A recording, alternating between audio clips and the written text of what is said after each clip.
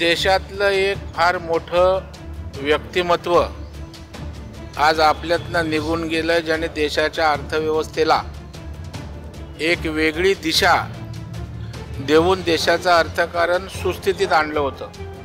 म्हणजे मंदीच्या काळात सुद्धा अर्थकारणाची घडी नीट बसवणारा नेता म्हणून मनमोहन सिंगांची ओळख होती।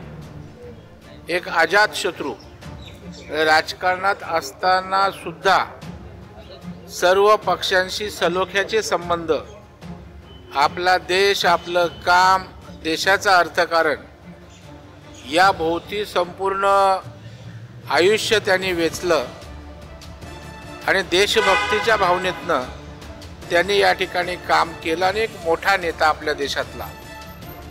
आणि इकॉनॉमी हा विषय आला की या देशात मनमोहन सिंगांचं नाव त्या ठिकाणी कधीच लपून राहू शकत नाही।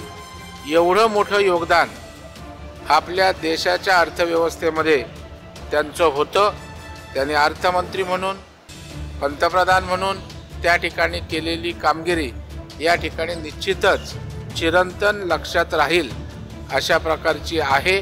मी त्यांच्या त्या ठिकाणी भावपूर्ण त्यांना आदरांजली अर्पित करतो। त्यांच्या आत्म्यास शांती लाभो अशी प्रार्थना करतो।